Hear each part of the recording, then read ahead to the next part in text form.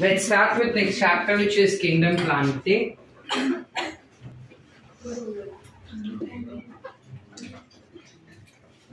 Now, what exactly is there in this particular kingdom? तुमको basic पता है कि इसमें क्या होता है, प्लांट के बारे में सब बताया है इसके अंदर, ठीक है? Now, before getting into that, there were different scientists who so far tried and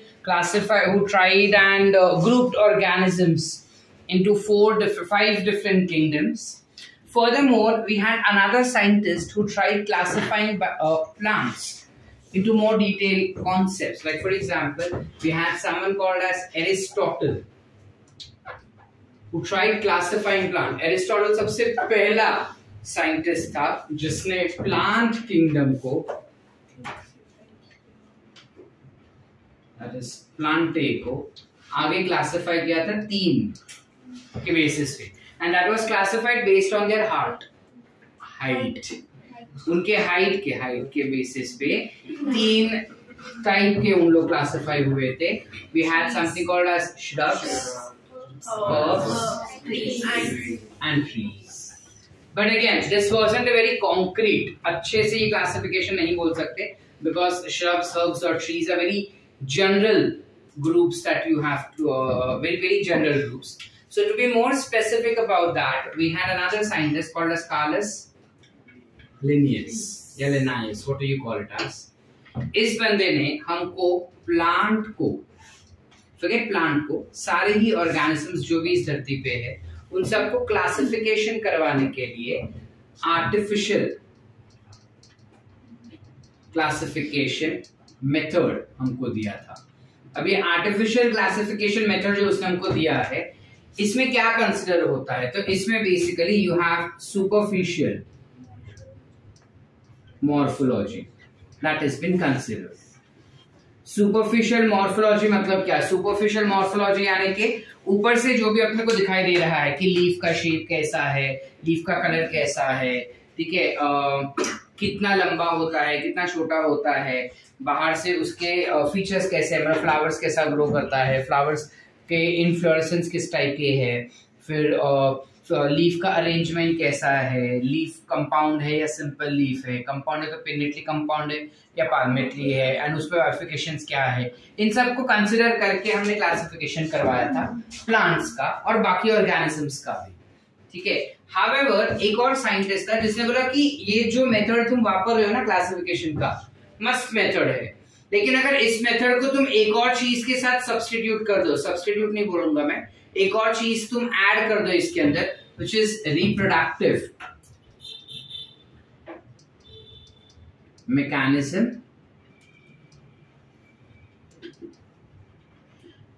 organs and anatomy.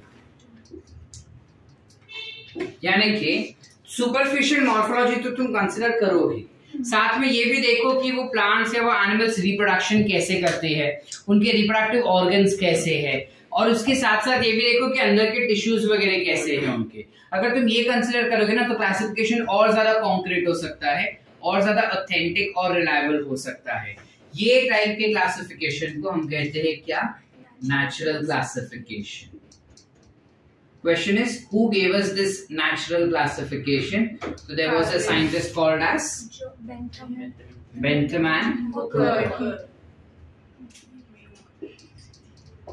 Bentham and Hooker नाम के 2 साइंटिस्ट थे जिन्होंने हमको ये पर्टिकुलर क्लासिफिकेशन दिया था. Are it clear? यस और नो बेटा? यस. चले आगे. यस. अब ये होने के साथ साथ एक और साइंटिस्ट आया, वो बोला एक काम करो, मॉर्फोलॉजी भी लो, रिप्रोडक्शन भी लो, एनाटॉमी भी लो, एक और चीज लो, which is evolutionary relationship.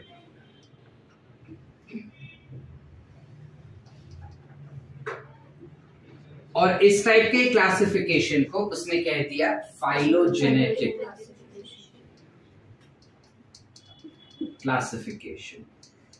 Who gave us this phylogenetic classification? Very good. You have Engler and Prandtl. नाम के 2 साइंटिस्ट थे जिन्होंने सबसे पहली बार अपने को फाइलोजेनेटिक क्लासिफिकेशन दिया था, जहां पे वो बताता है कि तुम एक्सटर्नल मॉर्फोलॉजी कंसिडर कर ही रहे हो, एनाटॉमी वगैरह भी देख ही रहे हो, साथ में अगर तुम उसका डीएनए भी देख लेना तो आहा मजे ही मजे, ठीक है। Then the classification will be more authentic because you can get to know the exact evolutionary relationship. Exactly पता चलेगा कि कौन 2 ऑर्गेनिज्म एक दूसरे से बहुत ज्यादा रिलेटेड है, कौन 2 ऑर्गेनिज्म है जो मतलब हर ऑर्गेनिज्म का सीक्वेंस क्या है एवोल्यूशन का, एवोल्यूशन में उन दोनों के रिलेशनशिप्स क्या है, वो सब पता चल जाएगा। So these are the classifications that we given. Now to include these classifications all together you need to perform something called as taxonomy. Yes or no? Now with regarding taxonomy भी हमारे पास अलग अलग टाइप के taxonomy है। अब तक जो हम taxonomy पढ़े थे वो सादा taxonomy पढ़े थे, आज हम उसकी classifications पढ़ रहे हैं। So you have something called as numerical taxonomy। अब तक जो हम taxonomy पढ़ते थे ना वो morpho taxonomy हुआ करता था, अब हम देख रहे हैं न्यूमेरिकल टैक्सोनॉमी। ये न्यूमेरिकल टैक्सोनॉमी बेसिकली होता क्या है?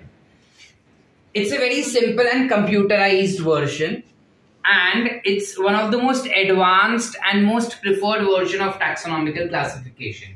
ऐसा क्यों बोल रहे हो सर आप? दैट इज बिकॉज इसमें क्या होता है कि तुम एक टाइम पे मल्टीपल कैरेक्टरिस्टिक्स को कंसिडर कर सकते हो और मल्टीपल ऑर्गेनिजम्स को भी कंसिडर कर सकते हो। यानी कि अगर मैं चाहता हूं कि ये 3 और ये 3 इनको मुझे क्लासिफाई करना है, ठीक है, और इनको क्लासिफाई करने के लिए इनका हाइट, इनका आई कलर, इनका हेयर कलर, इनका बॉडी वेट, इनका इंटेलिजेंस, इनके नीट के मार्क्स, इनके फूड रूटीन्स, इनका न्यूट्रिशनल लेवल, ठीक है, ये सब कंसिडर करना है मुझको। तो my classification, my grouping might be difficult अगर मैं मैनुअली इस चीज को करूं, और हर एक इतने सारे कैरेक्टरिस्टिक्स को एक साथ करके ग्रुपिंग करना would be a difficult task. तो मैं क्या कर देता हूं, ये सारे जो कैरेक्टरिस्टिक्स बताए उनको नंबरिंग दे दिया 1 2 3 4 5 and so on and so fourth. Number देने के बाद मैं ये सारा डेटा जो है कंप्यूटर के एक सॉफ्टवेयर में डाल दूंगा। अब सॉफ्टवेयर में ना मैं अपने जो रिक्वायरमेंट्स है उसको सेट कर दूंगा एंड उसको बाद में रन कर दूंगा। As soon as I run taxonomical classification, I don't have to do anything. वो सॉफ्टवेयर ही मुझे सारे ऑर्गेनिजम्स को अच्छे से ग्रुपिंग सेग्रीगेशंस करके दे देगा कि भाई इन ऑर्गेनिजम्स में सारे कैरेक्टरिस्टिक सेम है, इन ऑर्गेनिजम्स में सारे सेम है, ये एक डिफरेंट, इनमें ये सारे सेम है, ये एक डिफरेंट, वैसा। समझ पा रहे हैं? यस और नो? हर्ष नहीं समझा तो हाँ बोल, एटीपी बचा रहा है। क्लियर है यहाँ तक everyone? So numerical taxonomy said to be one of the most advanced version of taxonomy. आगे क्लियर बेटा? चले आगे। इसके अलावा you also have something called as cyto taxonomy. Cyto taxonomy में क्या इन्वॉल्व होता है? अब आइडियली अगर हम टर्मिनोलॉजी वाइज देखने जाएंगे ना तो साइटो माने सेल, तो सेल कैसा है क्या है उसके बेसिस पे क्लासिफिकेशन होना चाहिए, लेकिन हमारा एनसीईआरटी को नहीं बताता। हमारा एनसीईआरटी बताता है कि क्रोमोसोम्स कैसे है, उसके क्रोमोसोम के नंबर्स कितने हैं, ठीक है, इस what's the morphology of that particular chromosome, ठीक है, टाइप्स ऑफ क्रोमोसोम्स कौन से उसके बेसिस पे क्लासिफिकेशन अगर तुम कर रहे हो तो उसे साइटोटैक्सोनॉमी कहते हैं। ये हम बता रहा है हमारा एनसीईआरटी। फिर एक और हमको बताया है which is classified to be as कीमोटैक्सोनॉमी।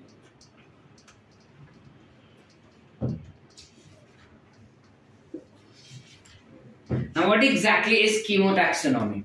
Chemotaxonomy यानी कि अगर मैं कंसिडर करूं कि एक पर्टिकुलर प्लांट में, बैक्टीरिया में, फंगस में, एनिमल्स में किस टाइप के केमिकल्स पाए जाते हैं, जिन ऑर्गेनिजम्स में सेम टाइप के केमिकल्स हैं उनको एक ग्रुप में डाल दो, तो इस टाइप का ग्रुपिंग हम कह देंगे chemotaxonomy। ऐसे का एक एग्जांपल हमारे पास है विच इज सैपेंडेल्स। पढ़ाते समय मैं तुमको बताया था, हर वो फ्रूट, हर वो प्लांट जिसको फेंटने पे अगर फोम प्रोड्यूस होता है दैट मींस उसके अंदर सैपोनिन्स है। Saponin is one of the chemical and if they have saponins present in them you can group them in something called as Sapindales. ये हम कर चुके हैं already. So that's how you have chemotaxonomy का example that can be taken up. Are we clear everyone? Any doubts? यहां तक sorted है? ठीक है। सो इस हिसाब से अगर हम प्लांट किंगडम को क्लासिफिकेशन करें तो how do we classify plant kingdoms? Very firstly Plantae, which is kingdom Plantae, can be divided into two subkingdoms. You have first subkingdom, which is Cryptogamy, and you have second subkingdom, which is Phanerogamy. ये दोनों क्या हो गए? सब kingdoms.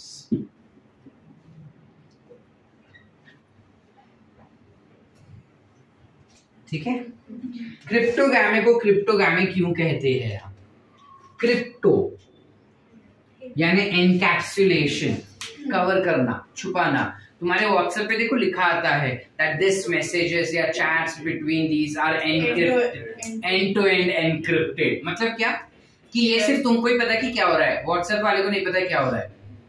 वैसा same चीज। So cryption, crypto meaning enclosed, game meaning gametes. यानी इस पर्टिकुलर सब किंगडम में जितने भी प्लांट्स बिलोंग करते हैं उनके जो गैमेट्स होते हैं जनरली वो छुपाए जाते हैं, अपने को ओपनली दिखाई नहीं देते कभी।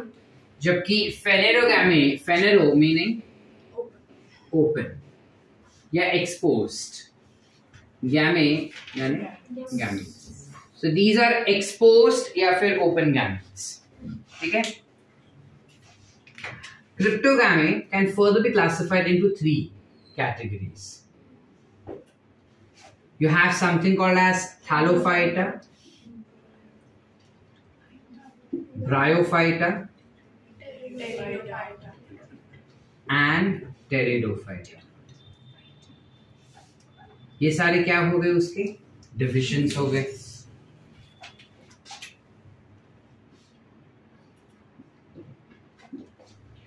जिसमें जब हम थैलोफाइटा कह रहे हैं यहाँ पे, तो बेसिकली हम बात कर रहे हैं अलगे।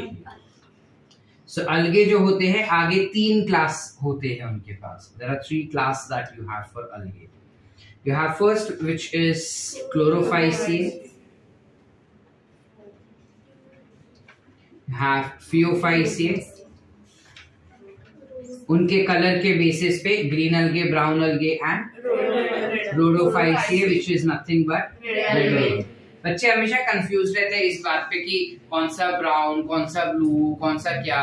सो रिमेम्बर रोडो रेड, RR। ठीक है। फिर आता है bryophytes. Bryophytes are also called as amphibians of plants, और इसमें भी तीन टाइप की क्लासेस आएंगे। You have something called as liverworts, you have something called as hornworts, and you have something called as mosses. However, for our syllabus NCERT में hornworts नहीं दिया, so we will not study hornworts. We will study only liverworts and mosses. जब pteridophytes का बात करते हैं तो इसके अंदर 5 अलग-अलग क्लासेस आ सकती है। You have Psilopsera, Lycopsera, Spinopsera,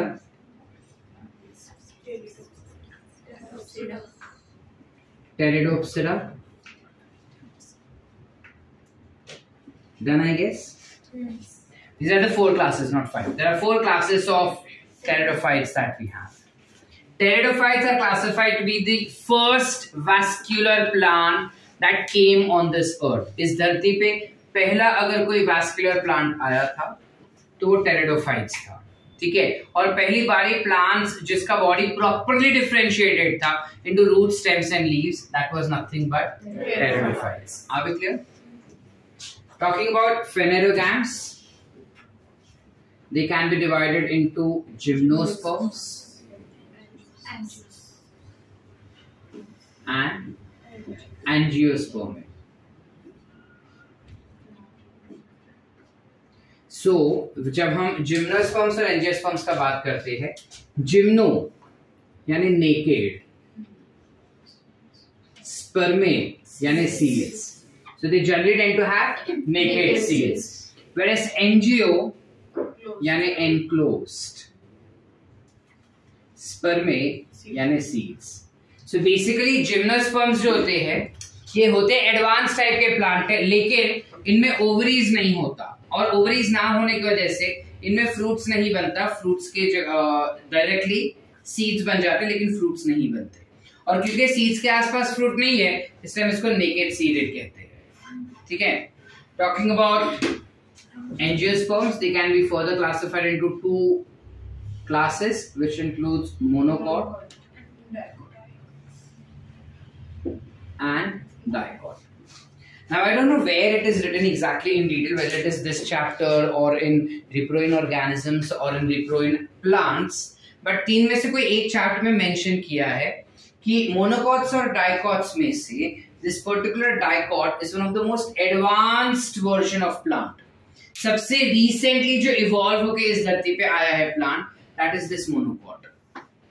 ठीक है, हम हमेशा यही इंप्रेशन में रहेंगे, अगर दोनों में से मैंने पूछा होता ना तुमको कि कौन सा ज्यादा एडवांस थे तो तुम फट से डाइकॉट बोलते थे, बिकॉज हमारे अकल में भैया डाइकॉट इतना ज्यादा उसमें कैरेक्टरिस्टिक्स है तो डाइकॉट, बट ऐसा नहीं है, डाइकॉट नहीं, मोनोकॉट सबसे ज्यादा एडवांस्ड होता है। ऐसा क्यों sir, why is monocot being advanced and not dicots? That is because जब तुम सेलफोन्स खरीदना शुरू करो या सेलफोन्स का भी तुम जनरेशंस देखो तो पहले इतना बड़ा फोन आता था, है ना, फिर धीरे धीरे उसका साइज छोटा हुआ, फिर पहले इतना मोटा फोन आता था ऑलमोस्ट कॉर्डलेस जैसा, ठीक है, फिर वो पतला पतला होते गया, and right now you have the slimmest. Now the fashion has come back where the cell phone size is increasing but then they are thin. Likewise here also you can consider the same logic over here कि dicots जो थे उसमें 2 COTS थे, 2 cotyledons थे, right now they've evolved and brought up to single cotyledon, plus जो dicots है उसको grow होने के लिए ज्यादा न्यूट्रिएंट्स और ज्यादा जगह चाहिए, मोनोकॉट्स को ज्यादा न्यूट्रिएंट्स और ज्यादा जगह नहीं चाहिए। ठीक है, इनका लाइफ साइकिल काफी बड़ा होता है डाइकॉट का, मोनोकॉट के लाइफ साइकिल्स छोटे होते हैं, so shorter the better. Are we clear? Yes. Did we understand the classifications and what all things were there with it? Yes. Any doubts? कुछ लिखना है बोर्ड से?